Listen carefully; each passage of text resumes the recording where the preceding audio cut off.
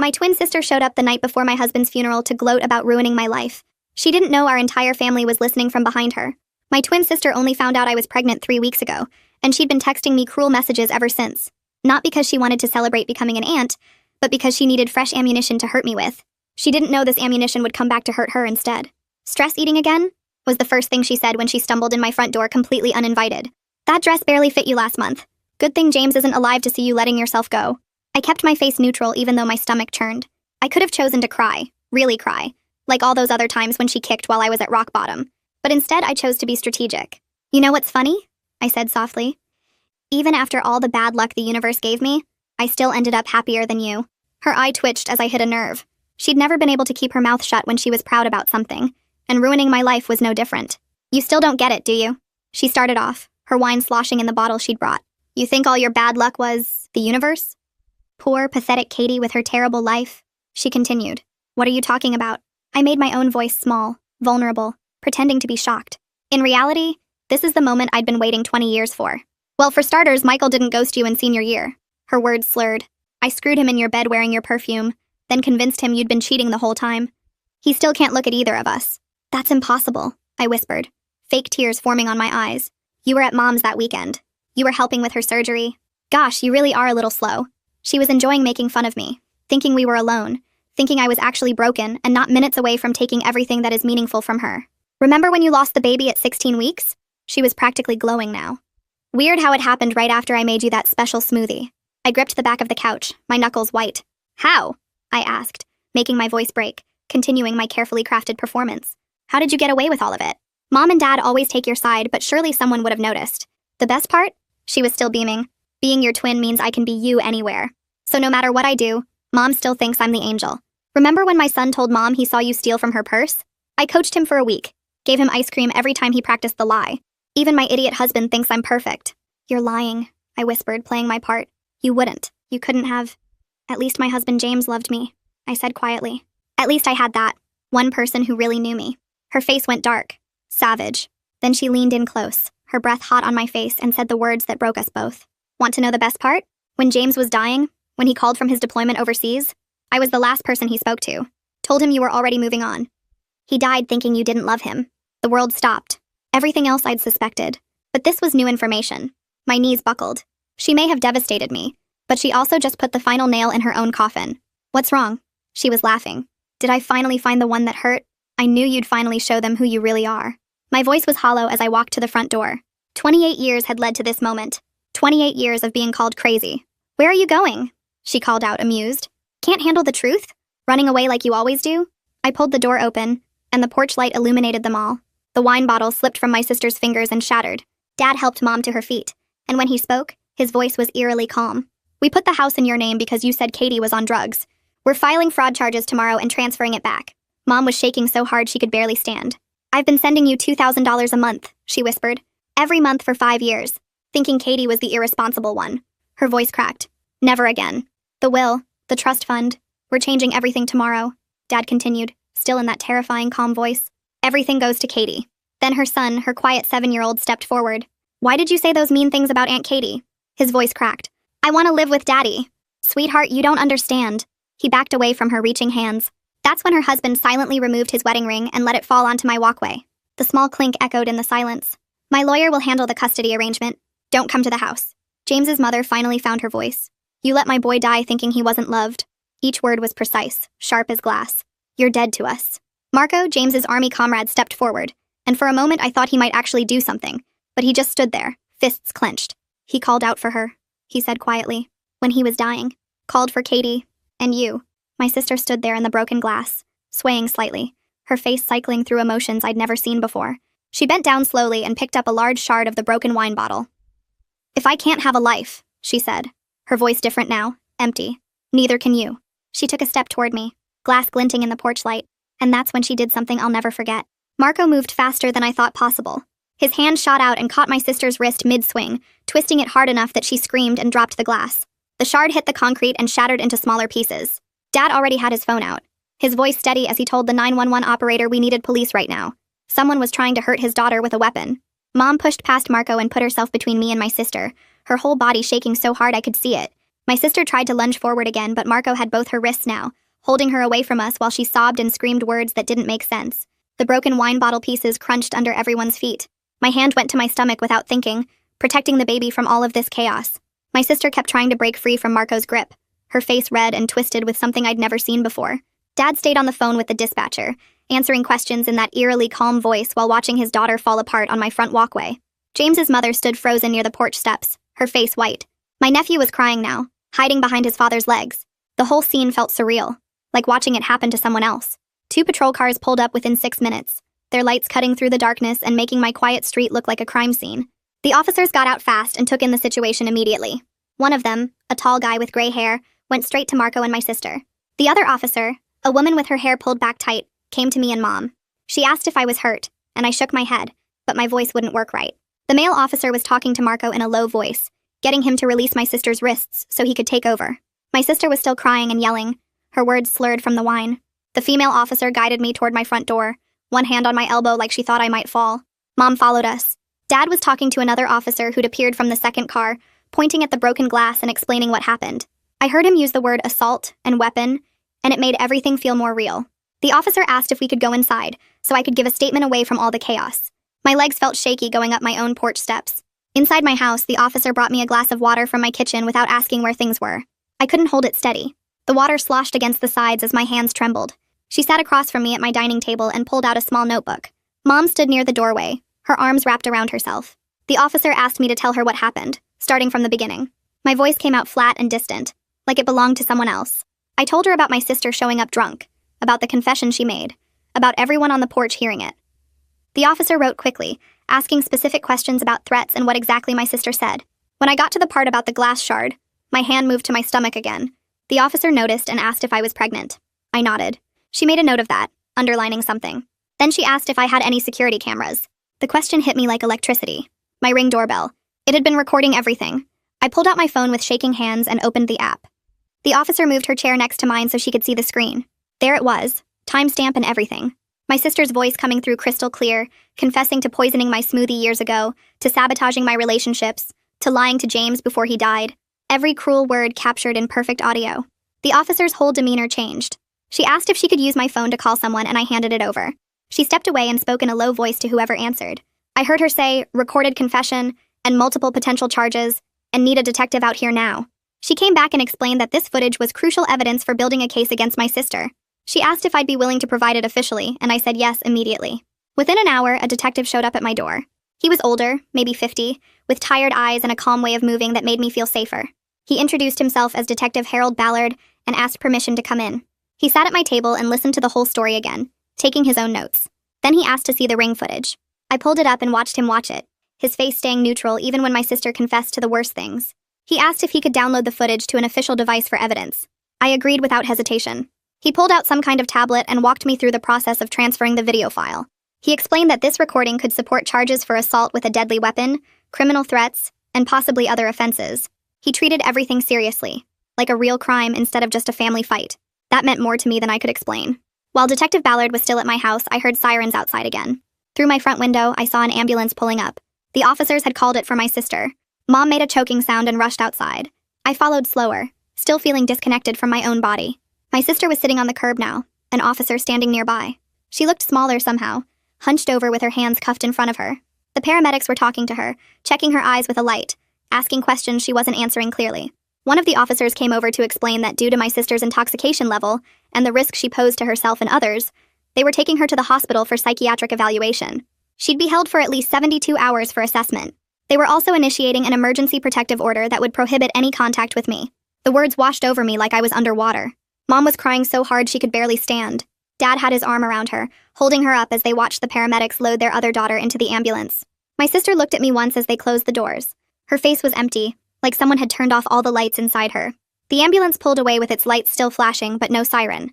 After the ambulance left, James's mother approached me carefully. Her face still looked frozen in shock. She asked quietly if she could come inside to talk. I nodded and led her back into my house. Marco followed a few steps behind, positioning himself near the doorway like a guard. We sat in my living room, the same room where I'd sat 1,000 times before, but everything felt different now. James's mother's hands twisted in her lap. Then she started apologizing. For every cold word she'd said to me after James died. For every accusation. For every moment, she'd blamed me instead of supporting me. For believing I'd moved on when he was dying. The words came out broken by tears. I started crying too, finally able to grieve with someone who loved James as much as I did. She told me about the phone call, how my sister had answered my phone and told James I was out with someone else, that I'd been seeing other people while he was deployed, how James had been confused and hurt, asking to talk to me directly, but my sister said I didn't want to talk to him, how that lie had poisoned his last hours. We cried together on my couch, Marco standing silent watch, until we were both empty. Around midnight, my brother-in-law took my nephew home. The little boy was exhausted and scared, his eyes red from crying. Before they left, my brother-in-law pulled me aside. He spoke quietly so his son wouldn't hear. He was filing for emergency custody in the morning. He asked if I'd be willing to provide a statement supporting his petition. I agreed immediately. My nephew needed stability and safety, not the chaos my sister would bring into his life. I watched them walk to their car, my nephew holding his father's hand tight. The boy looked back at me once before getting in, his face confused and sad. I waved and he waved back. Then they were gone and my street was quiet again except for the last patrol car pulling away. I barely slept that night. I lay in bed with one hand on my belly, feeling the baby move and kick. 28 years of betrayal kept playing through my mind like a movie I couldn't turn off. Every bad thing that had happened to me, every piece of terrible luck, all of it had been her. My phone buzzed at 6 in the morning. Anne Haynes, the therapist I'd seen after James died. She'd seen something on the local police scanner report and wanted to know if I was okay. I called her immediately, my voice cracking as I tried to explain. She listened without interrupting and then told me she had an opening that afternoon, that I should come in. I agreed. I needed help processing this before it broke me. Detective Ballard came back the next morning with another woman. She introduced herself as a victim advocate and explained she was there to help me understand my rights and options. They sat at my dining table again, the same spot where I'd given my statement hours earlier. Detective Ballard explained that the ring footage had captured everything from the moment I opened the door.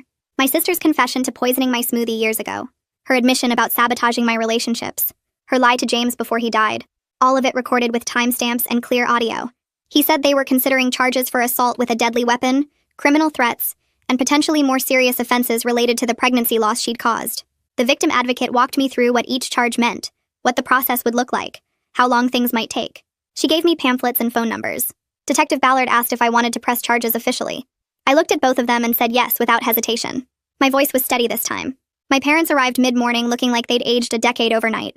Dad's hands shook as he handed me a folder. Inside was documentation of the fraudulent property transfer, the house that should have been mine, but my sister had stolen by claiming I was on drugs. He'd already contacted their attorney about filing charges and reversing the deed. His voice stayed steady as he explained the legal process, but his hands kept shaking. Mom couldn't look at me directly. Her guilt filled the room like smoke, thick and choking. She tried to apologize, but the words came out broken. I told them I needed time, that I appreciated the documentation, but I couldn't process their apologies right now. Dad nodded and said they understood. They left the folder on my table and let themselves out. Through my front window, I watched them sit in their car for a long time before driving away. Neither of them looked at my sister's house across the street. That afternoon, I sat in the exam room at Dr. Woodward's office, the paper crinkling under me as I tried to stay still. She came in with her tablet and a calm expression that made me want to cry just from the kindness in it. She asked me to describe what happened, and I gave her the short version while she typed notes. Then she had me lie back for the ultrasound, and I watched the screen as she moved the wand across my belly. The baby was moving. Little flutters and kicks that showed up as motion on the grainy image. Dr. Woodward pointed to the heartbeat and said it looked strong and steady. She measured different parts and took screenshots, her face focused but not worried. Then she checked my blood pressure 3 times because the first reading was high. She wrote down the numbers and said it was raised but not dangerous, just something to watch. I showed her the scratches on my arm from when Marco grabbed my sister's wrist and the glass fell. They were shallow, barely breaking the skin, but Dr. Woodward photographed them anyway with her phone and printed the images for my records. She added them to a report she was writing that documented the stress event and my physical state. Before I left, she scheduled me for weekly appointments instead of monthly ones, saying we needed to monitor things closely given everything happening. I drove home feeling like at least the baby was okay, which was the only thing keeping me together. The next morning, I met with the attorney my parents hired, a man named Morrow who had an office downtown in a building with too much marble. He shook my hand and offered me coffee, which I accepted just to have something to hold. We sat at his conference table and he opened a thick folder with my name on it. He explained that he would be handling both the criminal case coordination and the civil remedies for the property fraud. His voice was steady and professional as he walked me through what each process would involve. The criminal case was in the DA's hands, but he would coordinate with them and represent my interests. The property fraud was a separate civil matter that would take months to resolve through the courts. He was clear about the timeline being long and the process being hard on me emotionally, but he said the evidence was overwhelming, especially with the doorbell footage and multiple witnesses. I signed papers authorizing him to coordinate with Detective Ballard and represent me in all legal matters. He asked detailed questions about my sister's past behavior, and I told him everything I could remember. He took notes and said he would compile a comprehensive file. When I left his office 2 hours later, I felt like I had handed off a huge weight to someone who could actually carry it. Detective Ballard called me that evening with an update about my sister. The 72-hour psychiatric hold had been extended to a full week after her evaluation. The doctors found severe personality disorder traits and said she was still a risk. Her attorney, someone named Powers, had contacted Morrow trying to set up some kind of negotiation. I told Morrow through a quick call that I refused all contact except through legal counsel. No calls, no letters, no messages through family. Nothing. The protective order hearing was scheduled for 2 weeks out, which gave me temporary space to breathe. Detective Ballard said the emergency order was still in effect until then, meaning she couldn't come near me or my house. I thanked him and hung up, then sat on my couch staring at nothing for a while. My brother-in-law filed for emergency custody the same week. I found out when he texted me asking if I would provide a written statement supporting his petition. I said yes immediately, and spent an hour writing out what I witnessed, what my nephew said, how scared he looked. The court granted temporary placement with him pending a full hearing. They assigned a child counselor named Sterling to work with my nephew, someone who specialized in helping kids process family trauma. She met with him several times that first week. My brother-in-law told me later that my nephew said he was scared of his mom now and didn't want to see her. Hearing that broke something in me, even though I knew he was safer this way. He was 7 years old and his whole world had exploded. I wrote another statement for the counselor describing what I saw that night, how my sister tried to attack me in front of him, how he begged to live with his daddy. The next few days passed in a weird fog. I went to work and came home and took care of basic tasks, but my brain felt like it was trying to process too much information at once. 28 years of memories were shifting, rearranging themselves into new patterns. Things I had blamed myself for suddenly had different explanations. Anne fit me in for extra sessions that week. During one of them, she had me create a timeline on a big piece of paper. We listed every major bad thing that had happened to me going back to high school. Then we went through each one and marked which ones my sister had confessed to, or which ones matched her pattern.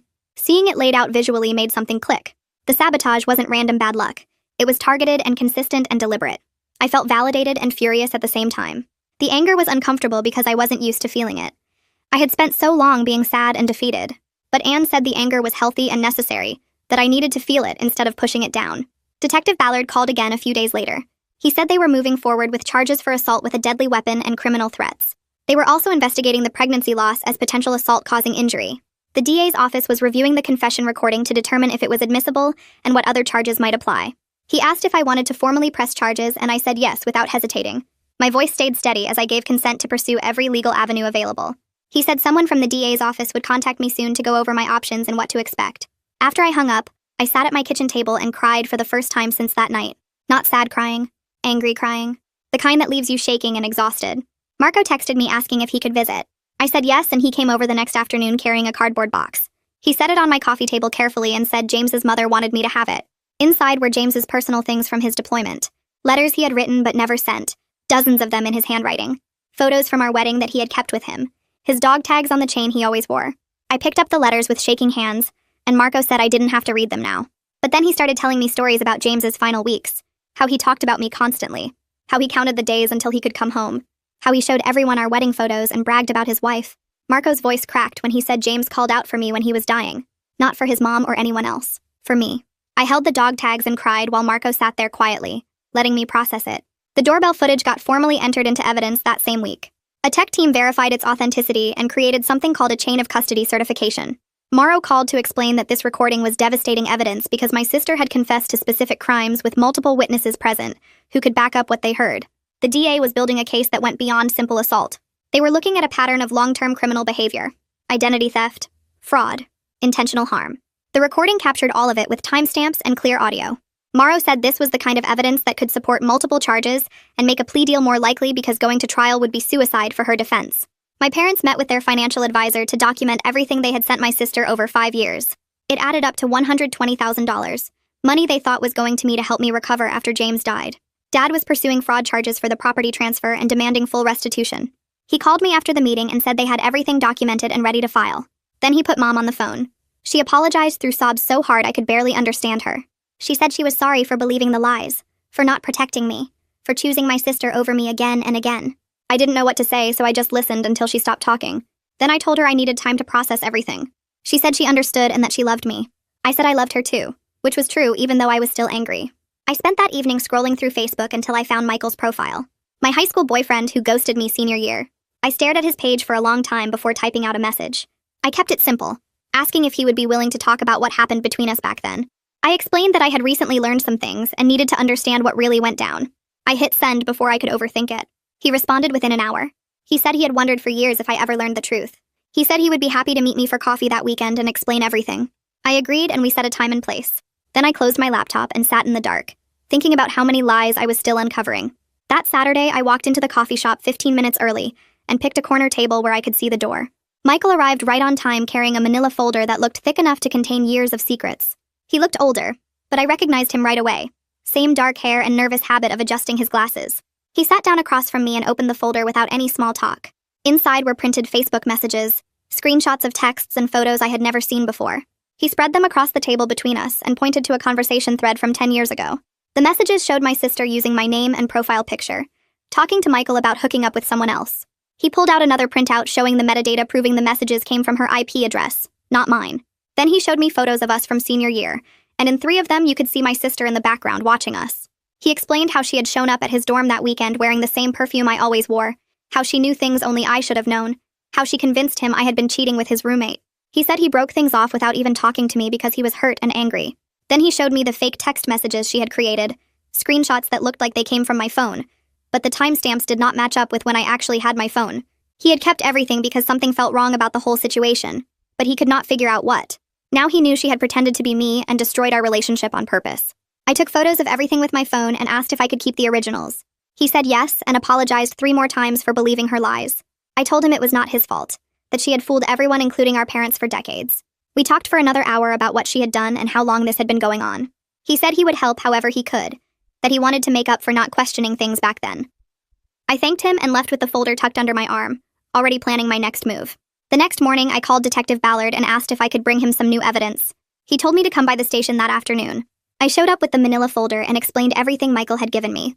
Ballard went through each document carefully, taking notes and asking questions about dates and details. He said this evidence showed a clear pattern of identity theft and fraud going back years. He explained that having proof she had impersonated me multiple times strengthened the current case because it proved this was not just one bad decision, but a long history of planned deception. He added the documents to his growing file and said the DA would want to see this. Then he asked if Michael would be willing to give a sworn statement and testify if needed. I texted Michael right there and he responded within minutes saying yes to both. Ballard scheduled him to come in later that week to make his official statement. James Morrow called me that evening after Ballard contacted him about the new evidence. He said this kind of historical documentation was exactly what they needed to build a strong case. It showed my sister had been systematically sabotaging my life for years, not just acting out in one moment of crisis. He explained that pattern evidence made it harder for her attorney to claim she was just having a mental health episode, or that the porch confession was exaggerated. This was documented proof of deliberate, repeated criminal behavior over time. 2 weeks after the attack, I sat in the courtroom with James Morrow, while my sister appeared on a video screen from the psychiatric facility. Her hair was pulled back and she wore a plain gray shirt, looking smaller and quieter than I had ever seen her. The judge reviewed the doorbell camera footage first, watching the whole confession, and attempted attack without any expression on his face. Then he read through the witness statements from Mom, Dad, James's mother, Marco, and my brother-in-law. My sister's attorney argued she was severely mentally ill and needed treatment, not punishment, that putting a protective order in place would interfere with her recovery and family reconciliation. The judge cut him off and said mental health treatment and legal consequences were not mutually exclusive. He granted a 1-year restraining order prohibiting any contact with me directly or indirectly, no coming within 500 feet of my home or workplace, no phone calls or messages or social media contact.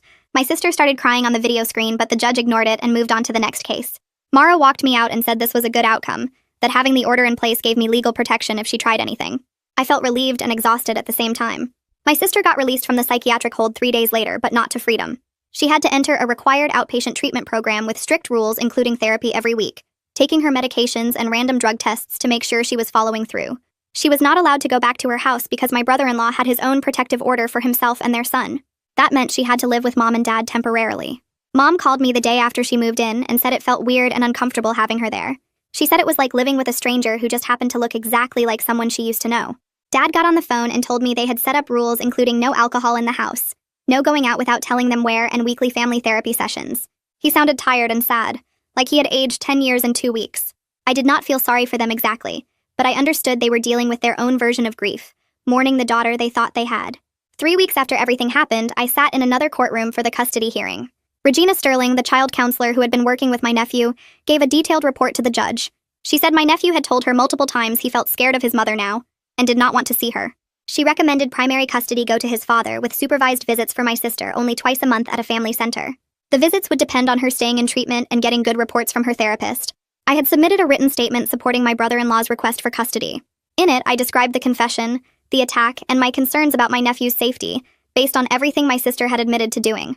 The judge read my statement out loud in court, and my sister's attorney objected, but the judge overruled him.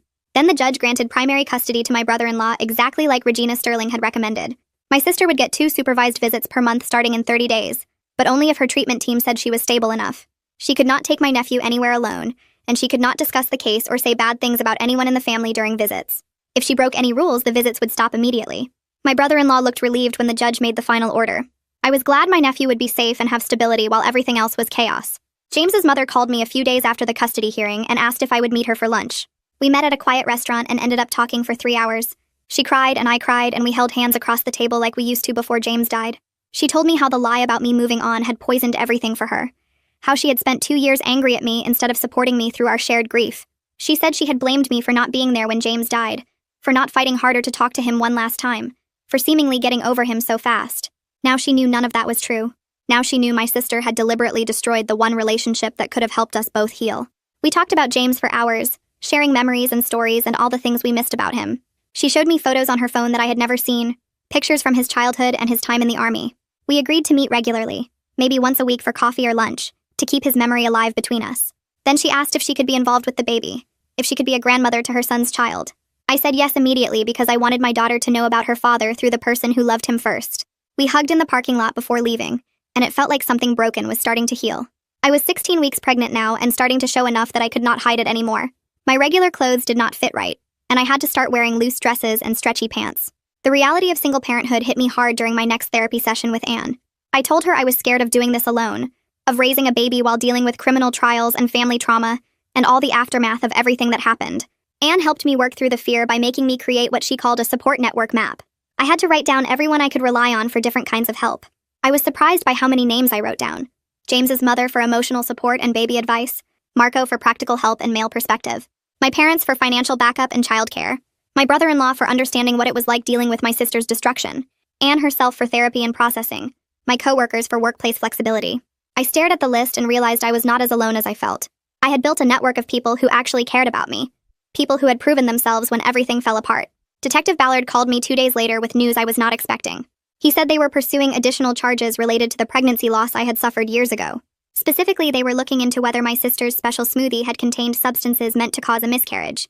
He explained the statute of limitations had not run out yet, and the recorded confession gave them probable cause to investigate. They needed my medical records from that loss, all the documentation from the hospital and my doctor. I had to go dig through old files I had not looked at in years, reopening wounds I thought had finally scarred over.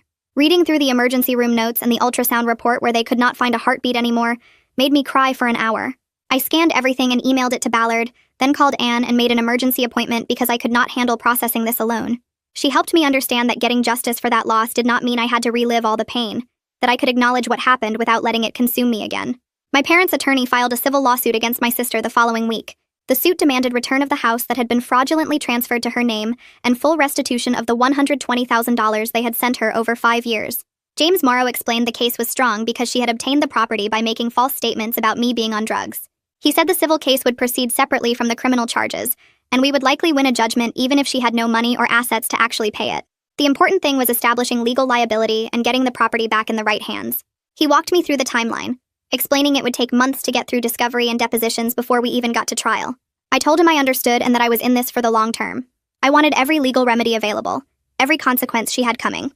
Not for revenge exactly, but for accountability. For proof that actions have consequences and you cannot just destroy people without facing justice.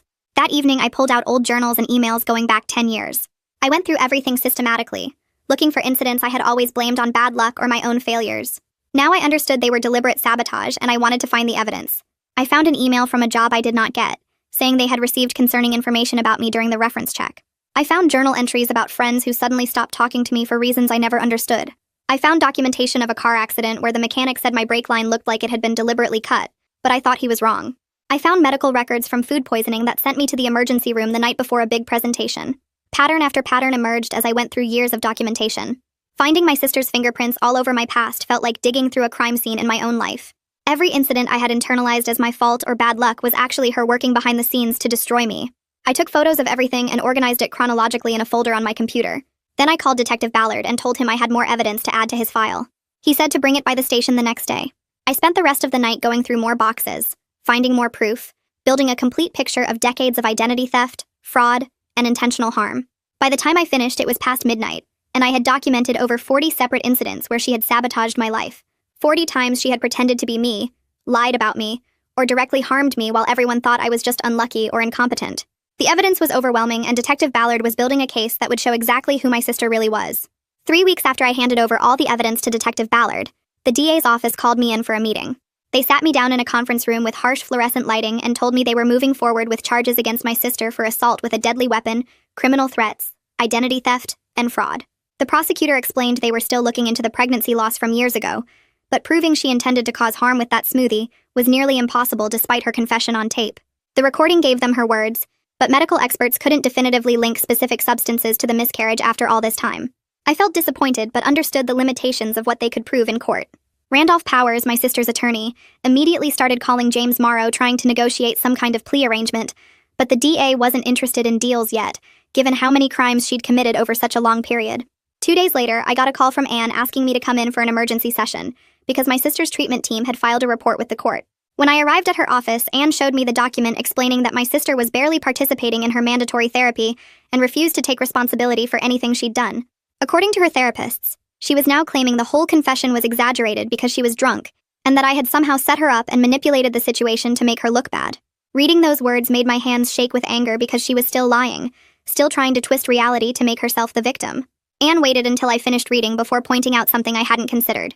The fact that my sister was deflecting blame and showing no genuine remorse actually helped our case because it demonstrated to the judge that she hadn't learned anything and posed an ongoing risk. Courts take lack of remorse seriously when deciding sentences and protective order durations. I left feeling slightly better, understanding that her own behavior was building the case against her stronger than any evidence I could provide.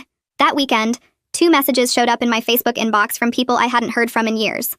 The first was from Sarah, a friend from college who I'd lost touch with junior year, under circumstances I never fully understood. She wrote that Michael had posted something vague about discovering he'd been lied to about someone years ago, and it made her wonder if the same thing had happened to her. Sarah explained that during our junior year, someone who looked exactly like me had shown up at a party and told everyone I'd been talking badly about them behind their backs. She'd confronted me about it, and I had no idea what she was talking about, which made her think I was lying. Now she realized it had been my twin sister impersonating me and destroying my friendship systematically. The second message came from David, someone I'd worked with at a retail job 5 years ago. He said he'd heard through mutual friends about what happened and wanted me to know that my sister had called the store manager pretending to be me, saying I was quitting without notice. I'd shown up for my next shift completely confused about why I'd been terminated, and the manager showed me the call log with my phone number. I'd thought it was some kind of billing error or system glitch. David had kept the incident report because something felt off about the whole situation, and he was willing to provide it as evidence if I needed it. I forwarded both messages to Detective Ballard and James Morrow, feeling validated and devastated in equal measure. Every new piece of information revealed just how extensive my sister's campaign against me had been, spanning decades and touching every part of my life. At my 20-week ultrasound appointment, Dr. Woodward moved the wand across my belly and told me I was having a girl. I started crying right there on the exam table, thinking about James and how much he would have loved having a daughter. When I called James's mother that evening to tell her, she cried too, happy tears mixed with grief for her son who would never meet his child. We talked for over an hour about baby names and nursery colors, and she asked if she could buy the crib as her gift. I agreed immediately, touched by how much she wanted to be involved and contribute to her granddaughter's life. We started planning a small baby shower together, just close family and friends who had supported me through everything, not the big celebration I might have had in different circumstances. The following Tuesday, my parents' attorney filed the final paperwork, and the judge signed an order reversing the fraudulent property transfer. The house that my sister had stolen through lies about me being on drugs was officially back in my name. She was ordered to vacate within 30 days, but since she was already living with our parents in their house, there was no physical drama involved in the transfer. Dad came over that same afternoon with a locksmith and had all the locks changed anyway, handing me the only set of keys in a gesture that felt more symbolic than practical. He didn't say much, just hugged me tight and told me the house had always belonged to me, and now the paperwork finally reflected that truth. My brother-in-law's divorce filing moved forward rapidly once his attorney submitted the doorbell camera footage and documentation of my sister's confession. He was seeking primary custody of my nephew, with only supervised visitation for my sister, and his lawyer used the criminal charges and protective orders as evidence that she posed a risk to their son's well-being. His attorney contacted me asking for another written statement, this time specifically about my nephew, and why I thought supervised visitation was necessary. I spent an entire evening writing 3 pages about the incident where she'd coached him to lie about me stealing, about how she'd tried to attack me in front of him, about the importance of protecting his emotional safety during this chaotic time. I submitted it to the court knowing I was helping take a mother away from her child, but also knowing that child deserved better than what she could offer right now. Detective Ballard called me into the station 6 weeks after opening his investigation into the pregnancy loss. He sat across from me in the same interview room where I'd given my original statement and explained that he was closing that particular aspect of the case. He'd consulted with 3 different medical experts who all said the same thing, that while certain substances could potentially cause miscarriage, proving specific intent and direct causation from an incident years ago was impossible. The confession gave us her words admitting she'd done something to that smoothie, but without knowing exactly what she'd put in it or having any physical evidence, there was no way to build a prosecutable case. I felt disappointed, but I understood the limitations of what the legal system could do. At least the recording gave me personal certainty about what she'd done, even if we couldn't hold her criminally responsible for it. 2 weeks later, James Morrow called saying the DA had put together a plea deal offer. My sister would plead guilty to assault with a deadly weapon and identity theft, receive 3 years probation instead of jail time, continue mandatory mental health treatment, maintain all protective orders, and pay restitution for damages. Randolph Powers was recommending she accept, because going to trial risked a much harsher sentence, including potential jail time. James explained this was actually a reasonable outcome that held her accountable, while avoiding the trauma of a trial, where I'd have to testify and relive everything in front of a jury. Before my sister could accept or reject the deal, the DA scheduled a victim impact session where I could provide input on the terms. I sat in another sterile conference room and told the prosecutor I wanted accountability and protection more than punishment. The protective orders mattered more to me than jail time. The mandatory treatment mattered because maybe it would actually help her. I also requested restitution for my therapy costs, and for the money my parents had sent her over 5 years thinking it was going to me. The DA took notes and nodded, incorporating my requests into the final offer they'd present. 3 days before the trial was scheduled to begin, my sister accepted the plea deal. James Morrow picked me up and drove me to the courthouse where I sat in the gallery with my parents watching her stand before the judge. She wore a conservative dress and kept her eyes down as she pleaded guilty to the reduced charges. The judge asked if she wanted to make a statement, and she read something brief from a piece of paper her attorney had prepared, apologizing for her actions and promising to do better. It felt hollow and scripted, words chosen to satisfy the court rather than express genuine remorse. The judge sentenced her according to the plea agreement, and then looked directly at her with a stern expression, warning that any violations of the protective orders or probation terms would result in immediate jail time. She nodded silently and was led away by her probation officer for processing, while I sat there feeling strange and empty, like I'd been holding my breath for months, and finally exhaled, but couldn't quite figure out how to breathe normally again. The restitution hearing happened 2 weeks later in a smaller courtroom with just me, James Morrow, my sister, and Randolph Powers present. The judge reviewed the financial documentation my parents provided showing $120,000 sent over 5 years, plus my therapy bills totaling $8,000. James Morrow explained to me beforehand that we were asking for $58,000 total with a payment plan structured over her 3-year probation period. My sister sat at the defendant's table looking down at her hands while the judge outlined the payment schedule, roughly $1,600 monthly. Powers tried arguing she had limited income and couldn't afford those payments, but the judge cut him off and said the judgment stood regardless of her ability to pay. James leaned over and whispered that collecting would be challenging since she worked part-time retail, but we could pursue wage garnishment and other collection methods if she defaulted. I nodded, knowing it was more about the principle than actually getting the money back. The judge banged his gavel and my sister signed the restitution agreement without looking at me once. Walking out of the courthouse, James told me to keep detailed records of any payments received and report immediately if she missed any. 3 days after that hearing, my brother-in-law texted asking if I could meet him for coffee to discuss the custody arrangement. We sat in a quiet corner booth while he showed me the finalized custody order on his phone. He had primary custody with my sister getting supervised visitation twice monthly at a family center downtown. Regina Sterling would continue working with my nephew and monitoring the visits to make sure they weren't harmful. My brother-in-law looked exhausted, dark circles under his eyes, and he told me his son had been asking about me lately. The kid wanted to know if he could meet the baby when she was born, which made my chest tight with emotion. I told him, of course, that I wanted to maintain connection for my nephew's sake. He thanked me quietly and said Regina reported the boy was adjusting well to the new normal, sleeping better, less anxious at the school. We agreed to set up regular visits once the baby arrived so my nephew could have some stability and positive family connection. That same week, I hit 24 weeks pregnant and started having cramping that scared me enough to call Dr. Woodward's emergency line at midnight. She told me to come in first thing in the morning for monitoring. The ultrasound showed the baby was fine, but my blood pressure was elevated and I was having some early contractions. Dr. Woodward put me on modified bed rest for 2 weeks. No work, limited activity, just rest and monitoring. I called James's mother from the parking lot and she immediately said she was coming to stay with me. She showed up that afternoon with 2 bags of groceries and her overnight bag, setting up in my guest room like it was the most natural thing in the world. Mom texted asking if she could help too, but I wasn't ready for that level of closeness yet. so I told her prepared meals would be appreciated. She started dropping off containers of soup and casseroles every few days, leaving them on the porch with little notes. James's mother cooked, did laundry, kept me company during those 2 weeks, and I realized how much my support network had grown. Anne's office called during my bed rest to reschedule my appointment, and when I explained why, she offered to do a phone session instead. We talked for an hour about the complicated grief of losing my sister even though she was still alive. The twin I thought I knew never really existed, and mourning that imaginary relationship while dealing with the real person's betrayal was uniquely painful. Anne said she wanted to introduce me to her colleague Temperance Haynes, who specialized in family estrangement and reconciliation. I started seeing both of them, Anne for trauma processing and Temperance for family dynamics. My first session with Temperance happened via video call while I was still on bed rest, and she asked detailed questions about my childhood and family patterns. She helped me see how my parents' enabling behavior had created the perfect environment for my sister's manipulation to thrive unchecked. 2 weeks later, when my bed rest ended and I got cleared to resume normal activity, my parents asked through James Morrow if we could do family therapy together. I discussed it extensively with both Anne and Temperance before agreeing cautiously. Our first session was awkward, everyone sitting stiff in Temperance's office, but she guided us through establishing ground rules and goals. The second session was when everything broke open. Dad started crying while admitting he ignored red flags because it was easier than confronting his golden child. He said he saw signs something was wrong with how my sister treated me, but he convinced himself it was normal sibling rivalry. Mom's guilt was so heavy it felt like another barrier between us. Her apologies constant but almost performative. Temperance had to redirect her several times to focus on rebuilding trust through actions rather than just expressing remorse. We agreed to monthly sessions and I set clear boundaries about what I needed from them moving forward. A week after that difficult therapy session, James's mother called saying she and Marco wanted to organize a small memorial service for James, now that the truth about his final call was known. We gathered at the Veterans Cemetery where he was buried on a Saturday morning, just the three of us plus my parents and brother-in-law. Marco brought letters James had written but never sent, pages about loving me and planning our future and counting days until he could come home. Marco read them out loud in his steady military voice while I stood there crying, one hand on James's headstone and one on my belly. It was devastating and healing at the same time, finally able to grieve without my sister's lies poisoning my memories.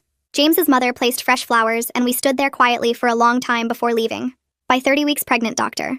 Woodward was monitoring me closely because of the earlier complications. She connected me with a support group for high-risk pregnancies that met weekly at the hospital. I walked into that first meeting nervous and found 8 other women in various stages of pregnancy, all dealing with difficult circumstances. They shared practical advice about managing stress and bed rest boredom, and their emotional support helped me feel less alone. One woman was on the hospital bed rest for twins. Another had a condition that required weekly monitoring, and hearing their stories put my situation in perspective. The baby shower James's mother planned happened at 32 weeks, small and perfect with just 15 people in her living room. My parents came and gave me a generous check toward baby expenses, their way of trying to make amends financially. My brother-in-law brought my nephew who was excited and kept asking questions about his baby cousin. When the baby kicked hard enough to see through my dress, my nephew carefully touched my belly with wide eyes and asked if she was saying hello to him. Everyone laughed and I felt genuinely happy surrounded by people who cared. 2 days after the shower, I got a message request on Instagram from an account I didn't recognize. The profile had no posts and no followers, but the message was long and rambling. My sister apologizing but also accusing everyone of lying about her and manipulating the situation. I screenshot everything immediately and called Detective Ballard. He told me to forward it to my sister's probation officer too, which I did within minutes. The violation hearing happened fast, my sister standing before the same judge who'd sentenced her originally. He extended her probation by 6 months and ordered electronic monitoring, a GPS ankle bracelet she'd have to wear constantly.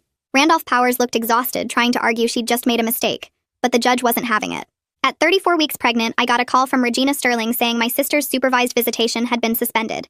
Apparently, she spent the entire last session crying and trying to convince my nephew that everyone was lying about her, that I had set her up, that his dad was keeping them apart on purpose. Regina said it was harmful to his progress and recommended 90-day suspension until my sister demonstrated genuine stability. The family court judge agreed, and my brother-in-law texted me after saying his son seemed relieved not to have those visits hanging over him anymore.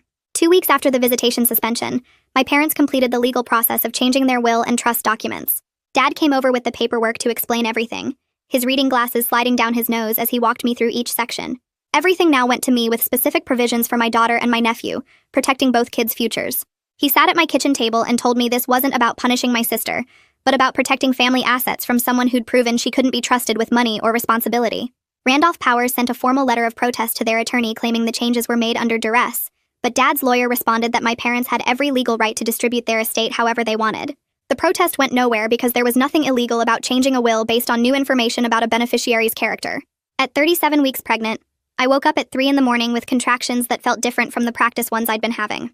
I timed them for an hour before calling James's mother, who arrived at my house within 20 minutes still in her pajamas.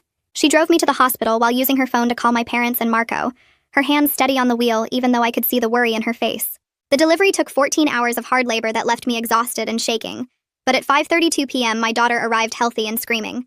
She weighed 6 pounds and 2 ounces, tiny but perfect with a full head of dark hair like her father's. I named her Jamie after James, and when the nurse placed her in James's mother's arms for the first time, we both cried so hard we could barely see. She whispered to her granddaughter about the daddy who would have loved her so much, and I felt the weight of everything James was missing crash over me again. The first 2 weeks with Jamie were the hardest days of my life in a completely different way than the trauma with my sister. James's mother moved into my guest room and taught me everything about feeding schedules, diaper changes, and recognizing different types of cries. She showed me how to swaddle Jamie tight so she felt secure, how to burp her properly, and how to tell when she was actually hungry versus just fussy. Mom came by every single day bringing containers of soup and casseroles, doing my laundry without being asked, and holding Jamie so I could take a shower. She didn't push for emotional conversations, just quietly helped with the practical stuff that made survival possible. Marco sent a huge care package from his army unit with baby clothes, blankets, and a letter signed by 20 guys welcoming Jamie to their extended family. 3 weeks after Jamie was born, James Morrow called to tell me that Randolph Powers had contacted him with a request from my sister. She wanted permission to send a gift for the baby through her attorney as a peace offering. I said no immediately without even thinking about it, my hand instinctively moving to where Jamie slept in her bassinet next to me. I told James I wasn't ready for any kind of connection between my daughter and the person who'd tried to harm us both when I was pregnant. The protective order still had 8 months remaining, and I planned to maintain every single provision for the full time. Maybe someday I'd feel different about my sister being in Jamie's life, but right now protecting my child was the only thing that mattered. 3 months after giving birth, I returned to work part-time on a schedule that let me be home 4 days a week. Jamie started daycare 3 days a week at a center 2 blocks from my office, and I spent my lunch breaks pumping milk in a storage room that the company had converted for nursing mothers. The routine of getting dressed in real clothes and talking to adults about normal work stuff helped me feel like myself again, instead of just a milk machine and diaper changer. My coworkers were great about my flexible schedule and the times I had to leave early for pediatrician appointments. I was managing single parenthood better than I'd expected, though I still had moments late at night when Jamie was crying, and I felt overwhelmed by doing this alone. Those were the times I missed James the most, imagining how he would have walked the floors with her, or made me laugh when I was too tired to function. My parents handled the restitution payment in a way that surprised me with its practicality. Instead of waiting years for my sister to make installment payments she probably couldn't afford anyway, they essentially paid themselves back by redirecting $50,000 from what would have been her inheritance. Their attorney structured it so the money moved from the trust into their personal account, and then immediately back into the trust designated for me and Jamie. It was a creative solution that ensured I wasn't waiting around hoping my sister would actually make payments. They also established a separate trust fund for Jamie using another chunk of money they'd originally planned to leave my sister, their way of investing in the future instead of dwelling on past mistakes. When Jamie was 4 months old, my brother-in-law brought my nephew over to meet his baby cousin for the first time. I was nervous about how he'd react after everything that had happened, but he was surprisingly gentle and interested in her. He sat on my couch and let me show him how to support her head, his face serious with concentration as he held her carefully. Jamie grabbed his finger and he laughed with delight, asking me questions about what she could see and hear. After the visit, my brother-in-law pulled me aside in the kitchen and told me that having this positive family connection was helping his son understand that the problems were with his mother's choices, not with family itself. We agreed to maintain regular contact for both kids' benefit, making sure they grew up knowing each other. Anne spent several sessions helping me work through what she called the complicated process of forgiveness, which she was careful to clarify didn't mean reconciliation or forgetting what my sister had done. I was learning to release the anger that had been weighing me down like rocks in my pockets, while still maintaining firm boundaries for my protection. She had me write a letter to my sister expressing everything I needed to say, all the hurt and rage and grief that I'd never gotten to voice properly.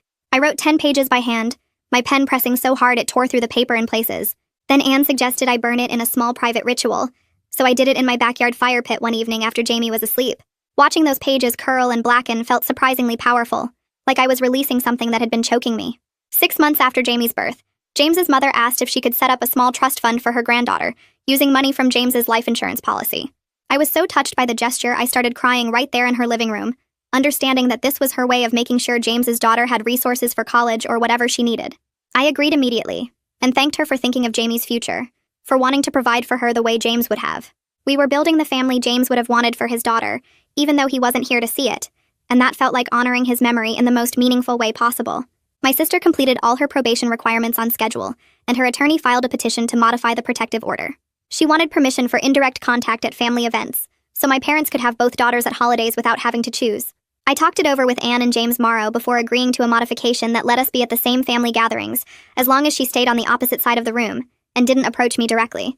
It wasn't forgiveness, and it definitely wasn't reconciliation, but it was practical and allowed my parents to see both of us without the constant stress of planning separate celebrations. The judge approved the modification with strict conditions about maintaining physical distance and no attempts at communication, making it clear that any violations would result in the full order being reinstated immediately. Thanksgiving arrived 6 weeks after the judge approved the modification, and I spent the morning at my parents' house helping Mom prep the turkey, while Jamie napped in the portable crib we'd set up in the guest room. My sister showed up exactly at noon with a store-bought pie, her face blank and careful as she walked through the door. She headed straight to the far corner of the living room and stayed there the entire meal, picking at her food while the rest of us tried to act normal around the dining table. Dad carved the turkey and made small talk about the weather. Mom kept jumping up to refill water glasses, and I focused on cutting Jamie's food into tiny pieces while my nephew sat between his dad and me. My sister left before dessert, mumbling something about not feeling well, and the second her car pulled out of the driveway, Mom started crying into her napkin. Dad put his arm around her shoulders and said something that stuck with me. He told her that having both daughters in the same room pretending everything was fine would be worse than this honest distance, that at least now we all knew the truth and could build something real from it. I looked down at Jamie in her high chair, smearing mashed potatoes on the tray, and realized he was right. These people around this table had proven themselves, and that mattered more than maintaining some fake version of family unity. 3 weeks later, my brother-in-law called and asked if we could meet for coffee. Just the two of us, and I agreed even though I wasn't sure what he wanted to discuss. We met at the same shop where I'd met with Michael months earlier, and he seemed nervous as he stirred sugar into his coffee. He told me he'd started seeing someone, a woman he met through his son's school, and wanted to know if I was okay with her meeting Jamie at family events. I was surprised he was asking permission, but told him I appreciated him checking with me first. He suggested I meet her separately before any family gathering, and I agreed that made sense. We set up lunch for the following Saturday at a casual restaurant, and when I met her, I understood why my nephew seemed happier lately. She was patient and kind, asking thoughtful questions about my family situation without being nosy or judgmental. She told me she knew the history was complicated, and she wasn't trying to replace anyone or push her way into established relationships. I liked her immediately, and told my brother-in-law afterward that I had no problem with her being around Jamie. My nephew deserved to see his dad happy, and she seemed like someone who would be good for both of them. The next month, I enrolled in evening classes at the community college, picking up where I'd left off after James died. I'd been 2 semesters away from finishing my degree in business administration, and it felt strange sitting in a classroom again after everything that had happened. James's mother offered to watch Jamie on Tuesday and Thursday nights, and I gratefully accepted because daycare was already expensive enough without adding evening care. The first few weeks were hard, trying to remember how to study and take notes while my brain was still processing trauma and grief. But slowly, I started remembering the parts of myself that had gotten lost, the girl who'd loved learning and had plans for her future before my sister systematically destroyed them. Anne was thrilled when I told her about the classes during our weekly session, calling it clear evidence of post-traumatic growth and resilience. I was starting to believe her, starting to think that maybe I could build something meaningful from all this wreckage. Then in January, my sister's therapist forwarded a letter asking if I'd be willing to participate in a mediated conversation as part of her treatment program. I read it 3 times, feeling my stomach twist before calling Anne to discuss it. Anne suggested I also talk to Temperance, her colleague who specialized in family reconciliation, so I met with both of them over the next week to think through whether this was something I could handle. Temperance explained that mediation could be valuable for both of us if we went in with clear boundaries and realistic expectations, that it wasn't about reconciliation, but about each of us getting to say what we needed to say in a safe space. I agreed to 1 session with strict parameters, including having Temperance present as the mediator, a time limit of 90 minutes, and the understanding that this didn't change the protective order or our boundaries. The session happened on a cold February morning in Temperance's office, my sister sitting across from me looking smaller than I remembered. She apologized for what she'd done, but even as she spoke, I could hear the subtle ways she deflected responsibility, saying she'd been struggling with mental health issues and didn't fully understand the impact of her actions. There were a few moments where something that looked like genuine remorse crossed her face, particularly when she talked about lying to James before he died, and those moments felt real even if the rest felt scripted. I told her I accepted her apology but that it didn't change anything between us, that I needed the distance to protect myself and my daughter. When I left, I felt like it had been worthwhile, even though it didn't resolve anything or make me want to rebuild our relationship. At least I'd gotten to say my piece and she'd heard it directly from me instead of through lawyers and family members. Jamie's first birthday party in March was everything I'd hoped for, a celebration of survival and new beginnings with everyone who'd supported us through the darkest time. James's mother made a beautiful cake decorated with purple and yellow butterflies, telling me they symbolized transformation and new life. My parents showed up relaxed and smiling, so different from the tense, walking on eggshells people they'd been during my childhood, when they were always managing my sister's moods and demands. Marco flew in from his new duty station in Georgia, bringing a huge stuffed bear and a photo album he'd put together showing Jamie's daddy in his uniform with his army buddies. He sat with me after cake and told stories about James, the funny things he'd said and done, the way he'd talked about coming home to me and starting our family. It hurt, but it was a good hurt. The kind that comes from remembering someone you loved instead of avoiding the memories because they're too painful. During the party, my nephew asked if he could call me Aunt Katie, something he hadn't done since before everything happened. I told him of course he could, trying not to cry, and he threw his arms around me in a tight hug before running off to play with Jamie's new toys. My brother-in-law found me in the kitchen a few minutes later and thanked me quietly for maintaining the connection, despite everything his ex-wife had done. He said it gave his son a sense of family stability and helped him understand that the problems were with his mother's choices, not with family itself.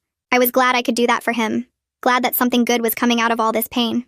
18 months after Jamie's birth, I walked across the stage at the community college graduation ceremony, accepting my degree while my parents and James's mother cheered from the audience. It was a small thing in the grand scheme of everything that had happened, but it represented reclaiming my future from my sister's sabotage. I was considering graduate school eventually, maybe getting an MBA, but for now I was focused on being present for Jamie and continuing to heal from everything we'd been through. 2 years after that night on the porch when my sister confessed everything, I had a stable job as an office manager, a happy toddler who was starting to talk in full sentences, and people around me who genuinely loved and supported me. My relationship with my parents were better than it had ever been, built on honesty instead of the illusion they'd maintained for so long. James's mother was Grammy to Jamie, showing up for every milestone and doctor's appointment, and Marco was Uncle Marco, who sent cards and presents from wherever the army stationed him.